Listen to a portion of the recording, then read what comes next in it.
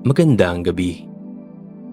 Hayaan niyo akong kwentuhan kayo patungo sa mahimbing na pagtulog. Humiga ng komportable at tipikit ang iyong mga mata. Huminga ng malalim at pagpahingahin ang isip. Damahin ang sariling unti-unting kumakalma. Tanggalin ang tensyon sa iyong ulo, balikat, hanggang sa iyong mga paa. Hayaan mong dalhin ka ng kwentong ito sa isang payapang mundo. Minsan, ang alamat ay nagsisimula lamang sa isang biro. Isang payak na mananahi, si Lando, ang nakapatay ng 7 langaw sa isang hampas. At mula sa katawa-tawang tagpong iyon, itinahi niya ang sinturon na may nakasulat na 7 sa isang hampas. Hindi niya akalaing ang mga salitang iyon ang magiging apoy na kakalat sa buong bayan. Sa mga tsismis ng magsasaka, tindera, at mga bata, ang langaw ay naging tulisan, tigre, at sa bandang huli ay mga halimaw. Umabot ang alamat hanggang sa palasyo, kung saan ipinatawag siya ng hari upang patunayan ang kanyang tapang. Pinapunta siya sa hilagang kagubatan upang harapin ang 2 higante na sumisira sa kanilang lupain. Ngunit hindi sa lakas ng kamay na lupig ni Lando ang mga ito, kundi sa talino. Isang patibong na may guava jelly at sili ang nagtulak sa 2 halimaw na mag-away hanggang sila ay bumagsak. At sa kanyang pagbabalik, sinalubong siya bilang bayani. Isang sisidlang puno ng pilak ang ibinigay sa kanya. At higit pa roon, ipinahayag ng hari na ipapakasal sa kanya ang prinsesa. Ngunit sa mga matang matalim ng prinsesa, malinaw ang isang bagay. Hindi lahat ng alamat ay totoo. Ang kwento ni Lando. Mabigat ang katahimikan ng kagubatan habang lumalabas si Lando. Sa likuran niya, nakahandusay ang 2 higante na wari mga punong ibinuwal ng bagyo. Ang mga ibon sa mga sanga ay unti-unting bumalik sa kanilang pag-awit. Ngunit may kaba sa tono. Para bang alam nilang isang alamat ang isinilang sa lupaing iyon. Nang umabot siya sa gilid ng gubat, bumungad ang malalawak na bukirin. Ang araw ay nakalubog ng kalahati, kaya't ang mga palay ay kumikinang na tila dagat ng ginto. Sa bawat hampas ng hangin, gumagalaw ang mga tangkay. Parang isang hukbong nakayuko para sa kanyang pagbabalik. Sa dulo ng kalsadang putik, nakita niya ang unang baryo.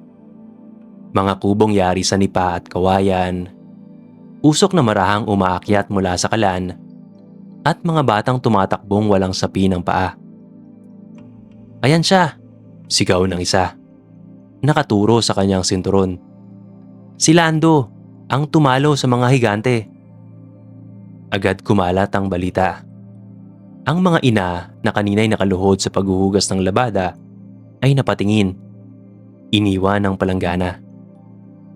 Ang mga tindera ng gulay sa gilid ng daan ay sumilip mula sa kanilang banig na may patong na talbos.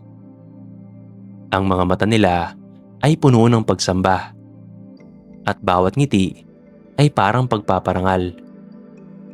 Hindi na siya ordinaryong mananahi. Siya na ang kwento ng kanilang mga gabi. Pagdating sa palasyo, ang unang bumungad ay ang tarangkahang bakal na mataas at makinis. May nakahukit na mga bulaklak at bituin. Sa likod nito, nakahilera ang mga bantay. Kumikislap ang kanilang sandata sa sikat ng araw. Ang tarangkahan ay bumukas na may kaluskos na parang lumang pintuang kahoy. At ang unang tunog na bumati sa kanya ay ang malakas na pagtunog ng tambol. Puno ng tao ang pasilyo. Mga alipin na may hawak na sulo, mga kabalyero na nakasuot ng baluting bakal, at mga maharlikang nakadamit ng seda at pelus. Ang sahig ay marmol, makinis at malamig. At sa gitna nito ay nakalatag ang alpombrang pula, mahaba at tuwid na parang sinulid na naghahatid sa kanya sa mismong puso ng kapangyarihan. Pumasok siya sa bulwagan na napapalibutan ng haliging marmol. Bawat isa ay may ukit na mga alamat ng kaharian. Ang kisame ay mataas. May mga bintanang dekolor na nagbubuhos ng bughaw at lunti ang liwanag sa loob. Ang apoy mula sa mga sulo ay sumasayaw sa hangin. At ang kanilang liwanag ay kumakapit sa mga gintong palamuti ng silid. Doon, nakaupo ang hari sa kanyang trono. Isang matandang lalaking may balbas na kulay abo, may suot na koronang ginto at balabal na pula. Sa kanyang tabi, mga konsehal na tila mga uwak na nakasubaybay sa bawat kilos. "Narito siya!" sigaw ng hari. Tumindig mula sa trono. Si Lando, ang lalaking 7 sa isang hampas. At ngayon ay tumalo sa 2 halimaw na sumisira sa ating mga lupain. Nagpalakpakan ng mga tao. Umalingaw-ngaw ang kanilang sigawan sa mataas na kisame. Isang sisidlang ginto na puno ng pilak at hiyas ang iniabot sa kanya. Sa bigat nito ay halos bumigay ang kanyang braso. Ngunit mas mabigat ang susunod na ipinahayag ng hari. "Bilang gantimpala, ibinibigay ko hindi lamang kayamanan, kundi ang kamay ng aking anak." Mula sa likod ng kurtinang asul, lumabas ang prinsesa. Ang kanyang anyo ay parang nagmula sa isang lumang larawan. Mahaba ang buhok na maitim at kumikintab. Suot ang balabal na bughaw na may burdang pilak at isang koronang yari sa kristal. Ngunit higit sa lahat, ang kanyang mga mata. Matalim, malinaw, at walang bahid ng paniniwala. Hindi ito tingin ng paghanga. Ito'y tingin ng pagsusuri. Para bang siya'y isang tela na kailangang suriin kung tunay o peke. Sa pagitan nila, may katahimikang mas mabigat pa kaysa palakpakan. Nang matapos ang piging, dinala si Lando sa silid na inihanda para sa kanya. Ang mga dingding ay pininturahan ng gintong linya. Ang higaan ay malambot na may telang seda. At sa gilid ay may lampara na may liwanag na parang bituin. Ngunit sa lahat ng iyon, ang sinturon niya na may nakasulat na 7 sa isang hampas ay nanatiling pinakamabigat sa kanyang paningin. Inilatag niya ito sa mesa. Ang mga titik ay nakatitig sa kanya. Parang paalala ng isang biro na ngayon ay naging kapalaran. Sa ibaba, rinig pa ang sigawan at musika mula sa bulwagan. Ngunit sa loob ng kanyang silid, ang katahimikan ay bumabalot sa kanya. Malamig at mabigat. Hanggang saan ko kayang panindigan ang alamat na ito? Pulong niya sa sarili. Samantala, sa kabilang bahagi ng palasyo, nakaupo rin ang prinsesa sa harap ng lampara. Ang liwanag nito ay bumabalot sa kanyang muka. Pinapalinaw ang kanyang mga mata. Sa labas ng bintana, tanaw niya ang mga hardin ng rosas na nangingitim sa dilim ng gabi. Hindi siya ngumiti. Hindi siya humanga. Sa kanyang isipan, malinaw ang tanong na wala pang ibang nagtangkang itanong. Sino ka ba talaga, Lando? Bayani ng alamat? O lalaking nadala ng hindi totoong balita? At sa gabing iyon, nagsimulang mag-cruise ang 2 landas. Ang prinsesa na naghahanap ng katotohanan At ang mananahi na hindi sigurado kung kaya niyang ipaglaban ang sarili laban sa alamat na minsang biro lamang.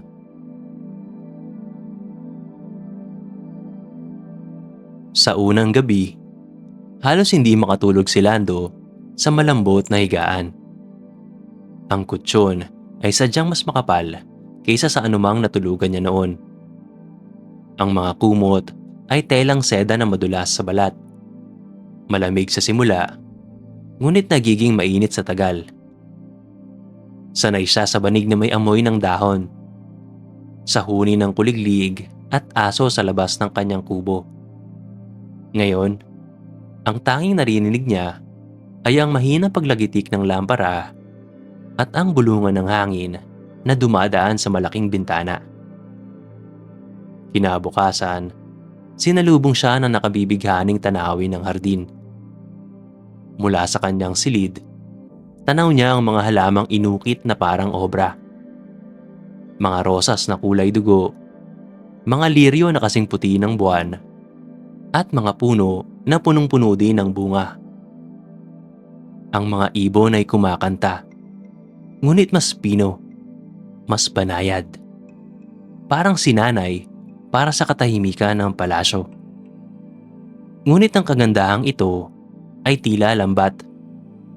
Kaakit-akit sa simula, ngunit unti-unting nakakasakal.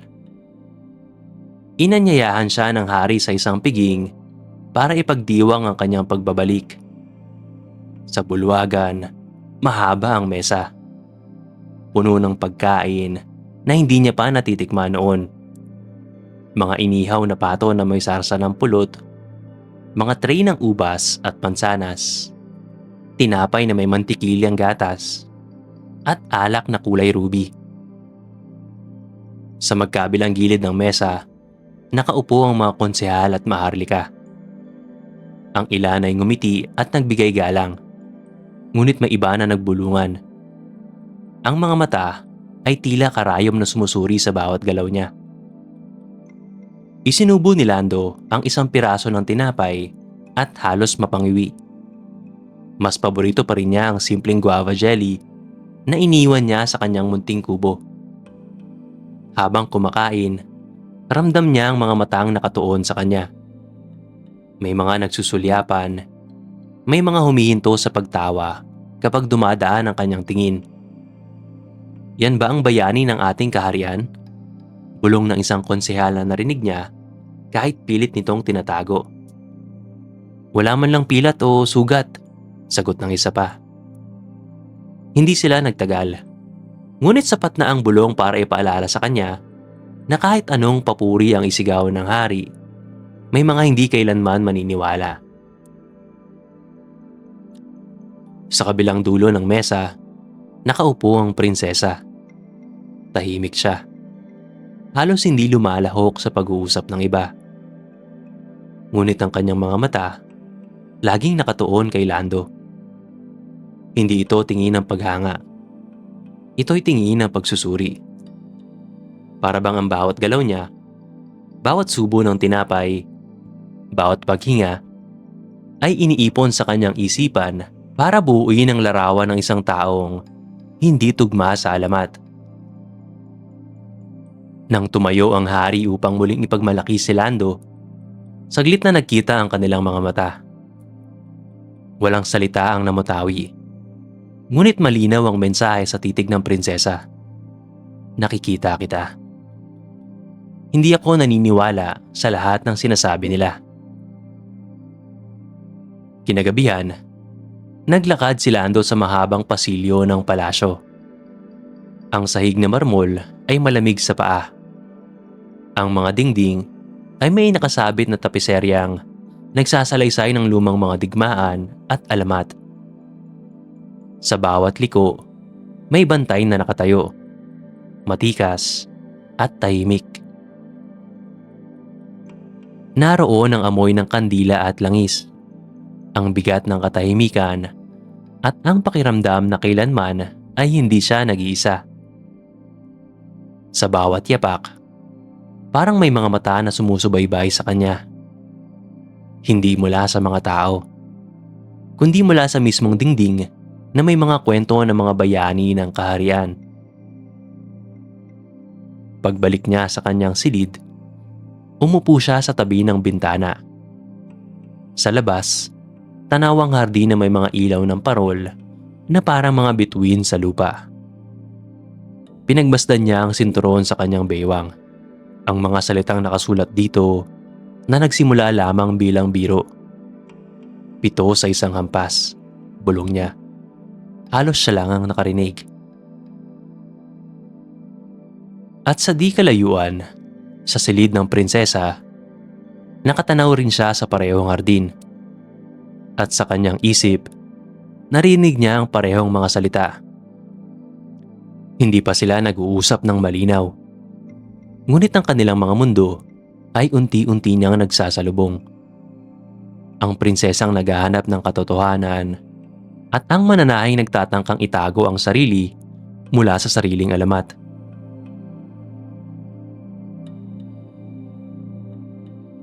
Tahimik ang palasyo sa mga huling oras ng gabi. Ang pasilyo ay tila humihinga lamang sa liwanag ng mga sulo. Ang apoy ay kumikislap at gumuguhit ng mahahabang anino sa malamig na marmol. Ang mga bintana ay mataas at makitid. At sa labas ay tanaw ang mga hardin na nakabalot sa dilim. Tanging mga parol at talitap-tap ang nagbibigay ningning sa malalawak na damuhan. Sa malayo, maririnig ang mahinang awit ng kuliglig. Ngunit sa loob ng palasyo, ang katahimikan ay tila bumabalot sa lahat. Sa kanyang silid, nakaupo si Lando sa harap ng isang mesa na yari sa madilim na kahoy. Ang ibabaw nito ay makintab. At sa ibabaw ay nakalatag ang sinturon na kanyang ginawa. Ang lumang piraso ng tela na may nakasulat na malalaking titik, 7 sa isang hampas. Tinignan niya iyon na para bang isang salamin.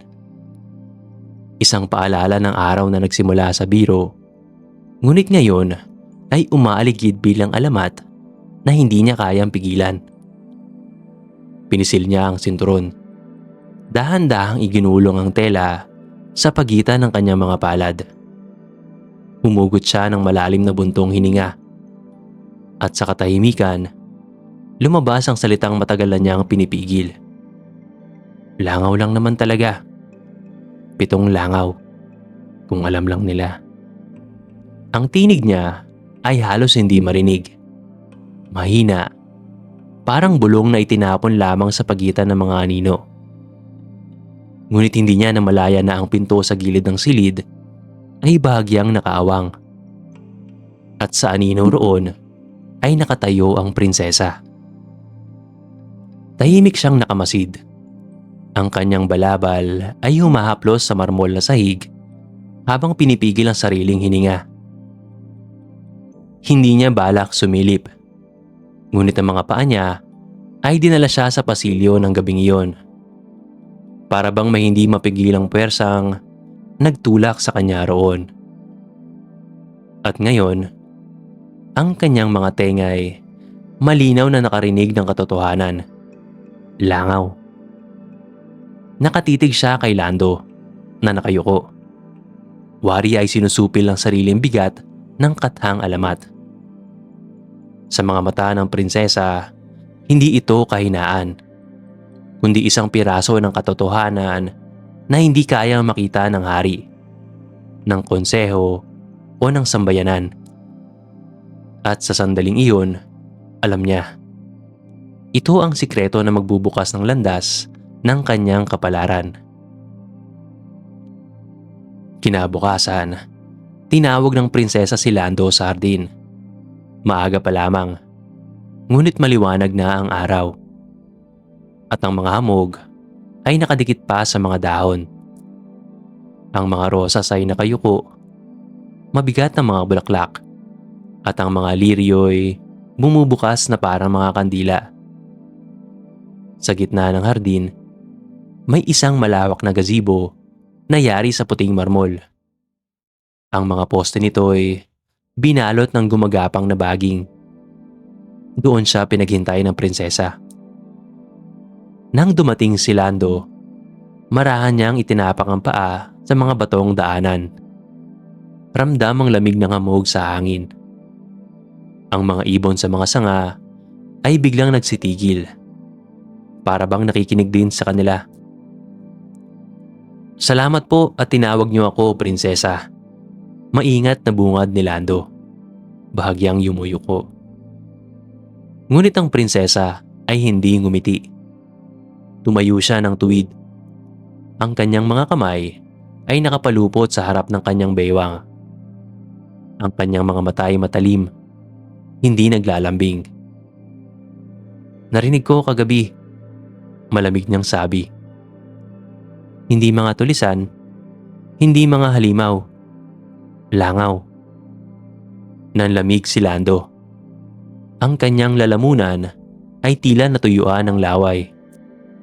Pilit siyang ngumiti. Ngunit agad ding naglaho. Narinig niyo po?" Walang silbi ang pagtanggi. Putol ng prinsesa. Tumalikod siya at hinaplos ang isang bulaklak ng rosas. Marahan, ngunit mariin ang tinig. "Aminin mo na." Nakahinga ng malalim si Lando. At sa wakas ay tumango. "Oo, langaw lang ang pito. Isang biro na lumaki." Tahimik nang humarap muli ang prinsesa. Hindi siya tumawa.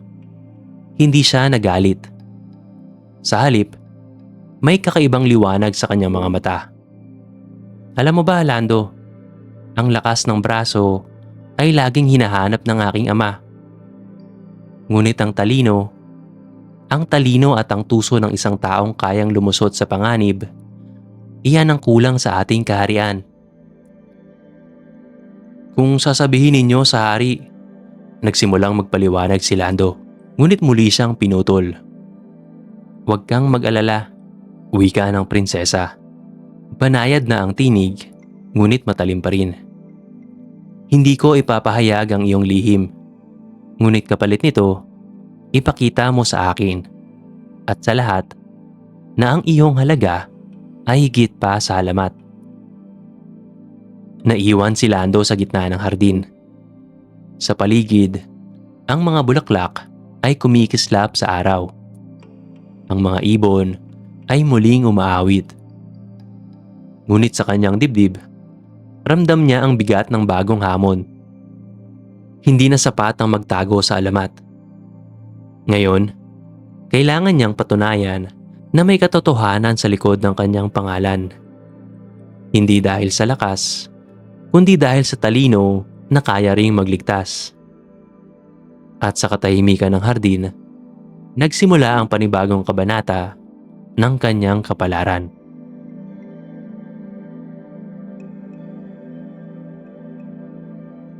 May balitang dumating sa palasyo.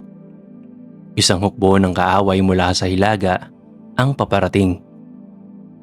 Sila ay libo-libo. Mga sundalong nakasuot ng bakal. May dalang sibat at kalasag.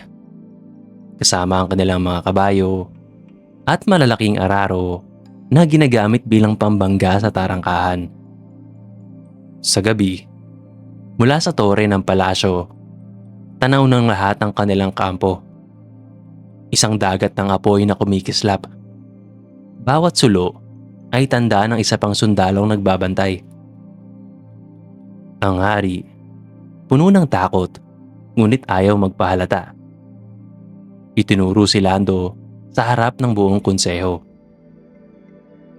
Kung natalo niya ang dalawang higante, kung kaya niyang pito sa isang hampas, kaya rin niyang ipagtanggol ang kaharian laban sa hukbong ito.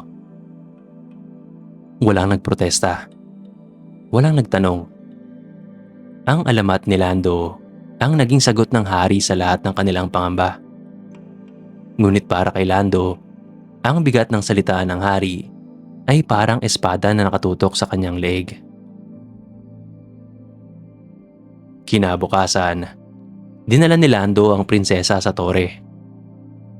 Doon, tanaw nila ang kapatagan kung saan nagkakampo ang kaaway. Ang kanilang bilang ay nakapanlulumong tignan. Isang ilog ng bakal na gumagalaw, nakahanay na parang mga damong sabay-sabay humapay sa hangin. Hindi natin sila matatalo sa lakas, mahinang wika ni Lando. Ngunit baka kaya natin silang talunin sa takot. Sa mga mata ng prinsesa, may kislap ng pag-unawa. Kung ganyan, kailangan mong gamitin ang bawat tao, bawat bagay, bawat anino na meron tayo. Tinipon ni Lando ang mga sundalo at pati ang mga magsasaka, mga panday at mga bata. Ipinaliwanag niya ang kanyang plano, hindi sa tono ng mandirigma, kundi ng mananahi na nagtatagpi ng mga piraso para maging isang buo. Pinag-utos niyang gumawa ng daan-daang sulo. Hindi lamang kahoy at basahan ang ginamit, kundi pati mga lumang tela at langis mula sa mga imbakan ng kusina. Ang bawat pamilya ay nagambag. Sa gabi ng labanan, ang mga sulo ay tatayo sa bundok at kagubatan sa paligid ng kaaway upang magmukhang napapalibutan sila ng hukbo. Sa mga magsasaka, inutusan niya magdala ng mga lumang kawayan, lata at kahit mga palanggana. Ang mga ito ay kanilang gagamitin bilang tambol. Sa ilalim ng dilim, tutunog ito na parang libo-libong sundalo ang nagmamarcha. Sa tulong ng mga karpintero, ipinagawa niya ang malalaking patpat na may nakataling telang malalaki. Kapag itinatayo sa burol at sinisindihan mula sa likod, ang anino sa buwan ay magmumukhang mga higanteng sundalong hindi mabibilang. Alam niya ring daraan ang ilan sa hukbo sa tulay na gawa sa kahoy, kaya't pinutol nila ang mga lubid na nakakapit dito. Iniwang nakaduktong lamang ang kaunting hibla. Sa tamang oras, babagsak ang tulay at malalaglag ang mga sundalong tatawid.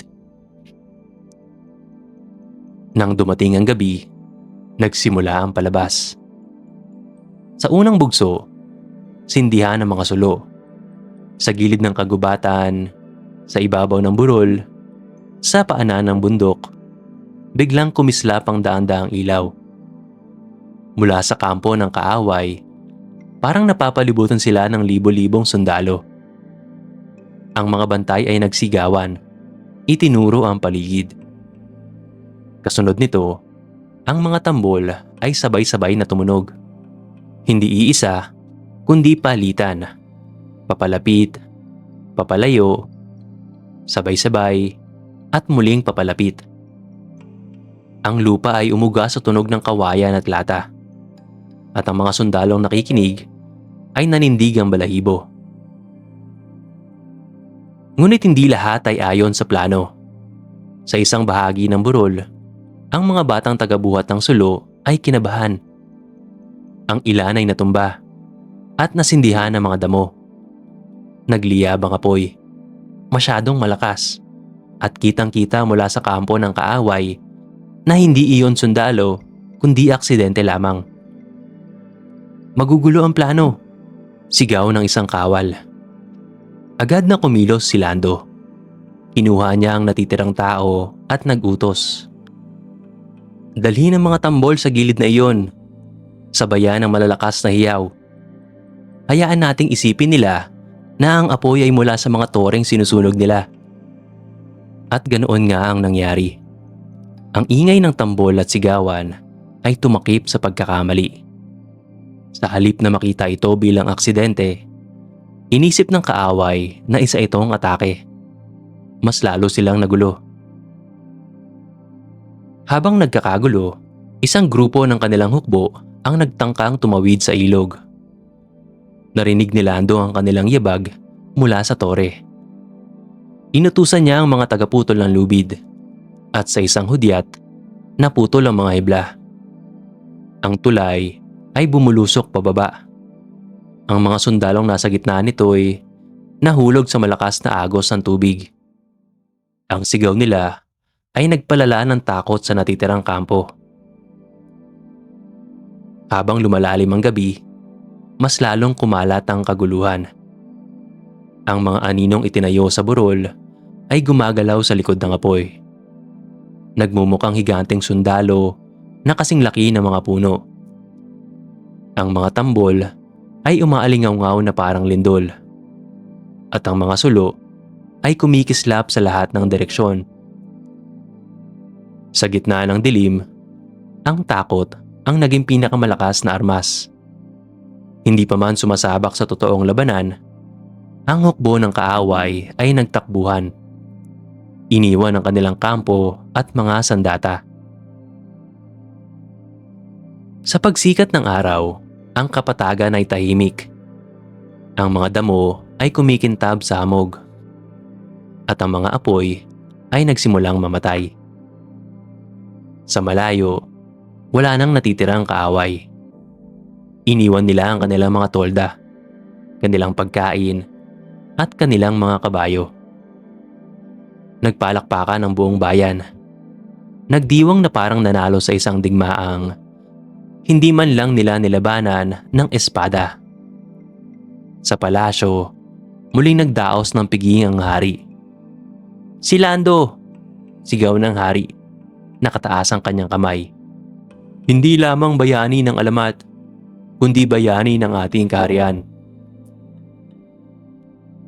Ngunit sa gitna ng lahat ng ito, nanatiling tahimik ang prinsesa. Lumapit siya kay Lando.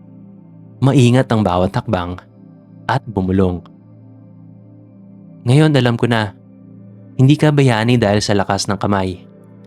Bayani ka dahil ginamit mo ang talino nang wala sa iba. Kung alamat man ito ay alamat ng bayaning nagligtas ng libo-libo. At minsan, iyon ang higit na kailangan ng bayan." At sa unang pagkakataon, napangiti si Lando, kahit kaunti lamang. Isang ngiting may kabigatan at kalayaan. Sa araw ng tagumpay, umapaw ang kasiyahan sa palasyo. Ang mga haligi ng marmol ay pinalamutian ng mga tela at bulaklak. Ang mga hardin ay puno ng musika at sayawan. Ang mga tao mula sa malalayong baryo ay nagsidatingan upang makita ang bayani ng kanilang kaharian. Sa bawat sulok, maririnig ang iisang pangalan, Lando. "Bayani! Bayani!" ang sigaw ng mga tao. May mga batang nagtatakbuhan na ginagaya ang kanyang mga galaw. May mga magsasakang kumakaway at may mga mangangalakal na nagbebenta ng laruan at sinturon na may nakasulat na 7 sa isang hampas. Ngunit sa gitna ng lahat, si Lando ay tahimik lamang. Umupo siya sa gilid ng bulwagan. Pinagmamasdan ng mga taong nagdiriwang. Sa kanyang mga palad, mahigpit niyang hawak ang lumang sintron. Kupas na ang sulat. May mantsa pa ng guava jelly sa gilid. Lumapit ang prinsesa. Nakasuot ng balabal na bughaw na mas simple kaysa karaniwan. Hindi siya ngumingiti tulad ng iba.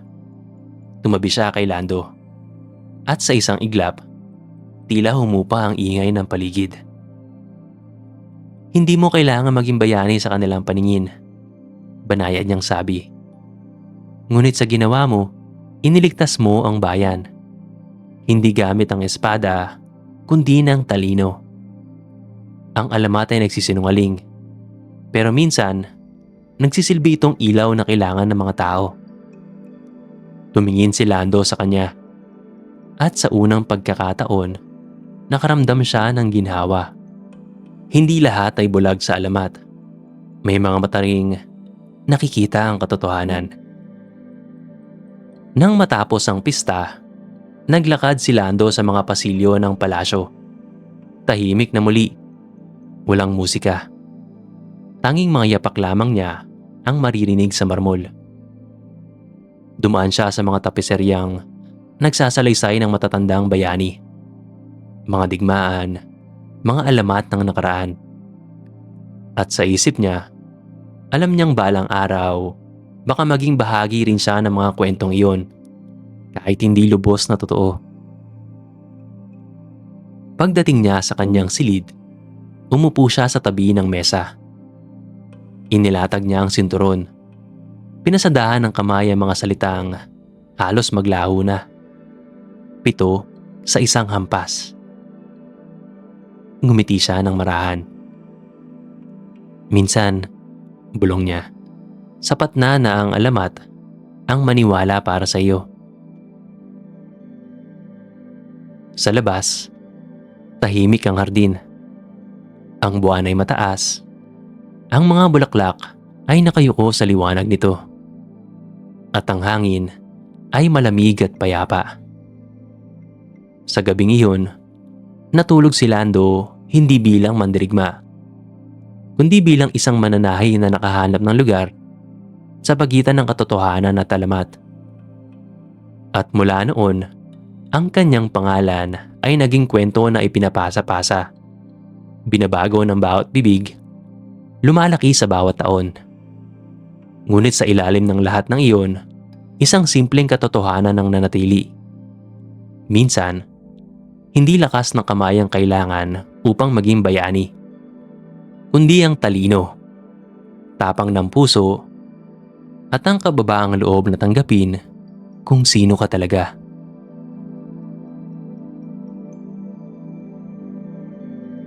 At matapos ang lahat ng laban, natagpuan ni Lando ang kanyang sarili sa isang hardin na tahimik. Nilalamon ng malamlam na liwanag ng buwan. Wala nang mga higante. Wala nang hukbo. Tanging mga bulaklak na nakayuko, mga ilaw ng alitap-tap, at malamig na simoy ng hangin na tila nagsasabi, tapos na ang paglalakbay para sa ngayon. Hindi na mahalaga kung paano nagsimula ang kanyang kwento. Langaw man, higante, o tigre. Ang mahalaga ay kung paano niya ito tinapos. Ang gabi ay nanatiling payapa. At siya ay nakaupo, nakatanaw sa mga bituin.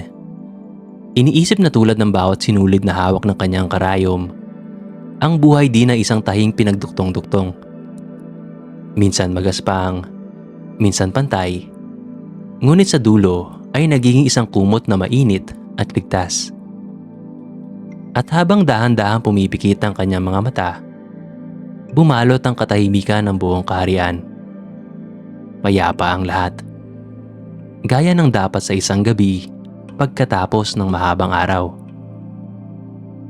Kaya't ipikit mo na rin ang iyong mga mata. Sa mga bituin na kumikislap sa itaas at sa hangin na marahang umahablos, hayaan mong iuwi ka ng iyong panaginip. Magandang gabi.